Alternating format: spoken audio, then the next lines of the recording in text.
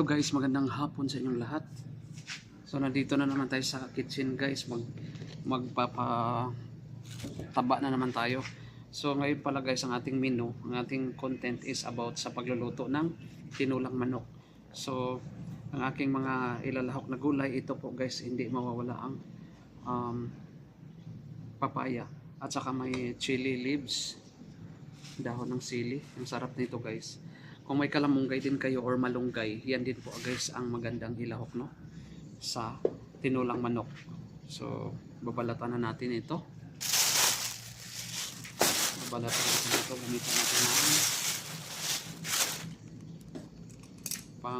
ng para mabilis.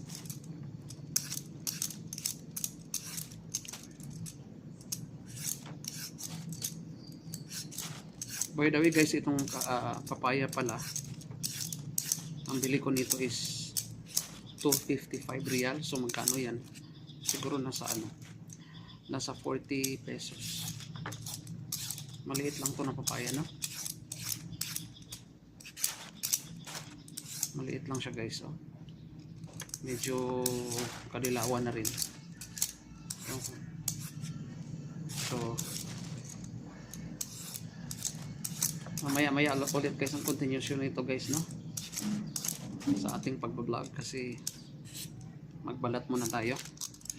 Pero may sili pala akong ilalagay dito. Ito, may sili din tayo ilagay para medyo maanghang-anghang. 4 na piraso malalaki. Maganda kasi guys pag may sili na ilagay na, kasi maanghang siya.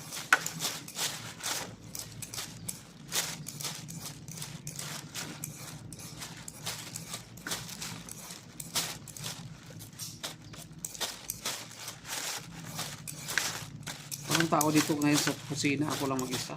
Maganda magluto kasi walang disturbo sa pagka-vlog.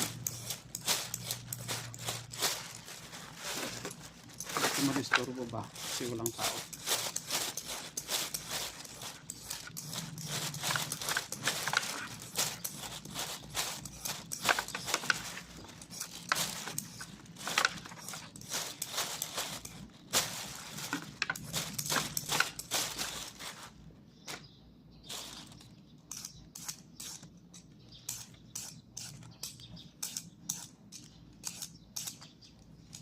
Medyo maano na siya guys, no? Medyo dilaw na po ang papaya.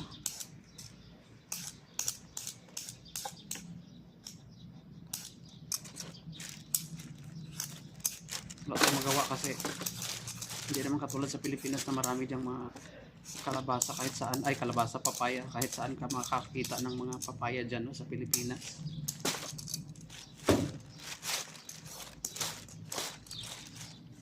Yan lang muna guys, mamaya ulit ang ating dugtong. Hello guys, nandito na tayo guys. Continue na tayo sa ating vlog, no. Ito na guys, nagigisa na po tayo, or nagigisa ako ng sibuyas sa bawang na. Ito na yung para sa ating tinola mamaya-maya.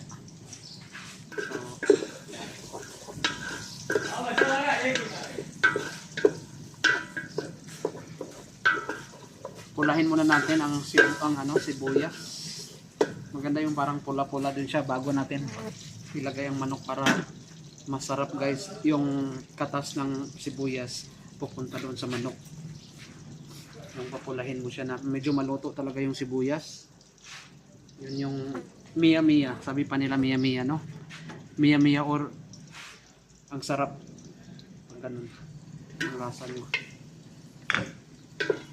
By the way, yung mga ibang lahi nga, nagluluto sila. Alam mo, niluluto nila ng maayos yung mga sibuyas.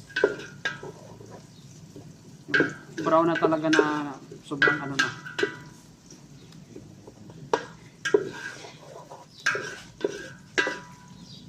Takpan muna natin ulit. Mamaya muna ulit ang ating vlog. Guys, ilagay na natin ang manok guys, no? Yun, gisahin na natin ang manok. Hindi ko pala napindot. Ano ba yun? Sana ko na lang tayo nito. Ito na guys, oh. Talap-talap. Sabi pa ni Jeffrey guys sa aming kasama dito, talap-talap daw, oh, yan, oh. Talap-talap na madaling araw, talap-talap. Yan na guys, no? Ginisa ko ng manok. So, takpan muna natin. Para talap-talap yan. Sabi pa ng kasama namin dito, si Jeffrey, talap-talap. O sana na. Masarap siguro na kain niya. Mga chocolate. Oo, kasi talap-talap, sabi niya eh. May chocolate kasi. Kasi parang ko, tanayaw ko. Tapos si Manzano naman, sabihin niya, no? Parang naman niya.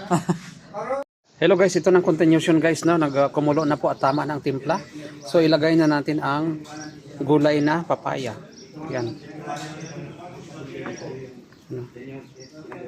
Papaya guys.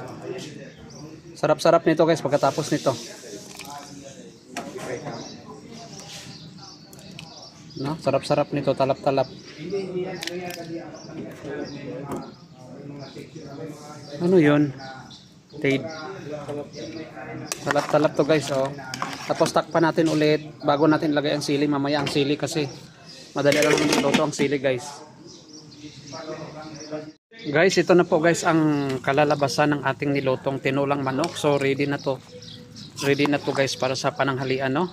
Luto na po siya guys. Ang sarap ng sabaw. Maghigop tayo ng sabaw para masarap ang ating pakiramdam sa ating katawan, no? Ang ganda guys, ang sarap. So yan lang. Ito dahon ng sili, oh, nilagay ko na, oh.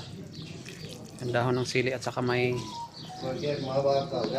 papaya. So hindi natin lutuin masyadong papaya guys. Ano lang natin half cook. So yun lang, magandang buhay. Thank you for watching.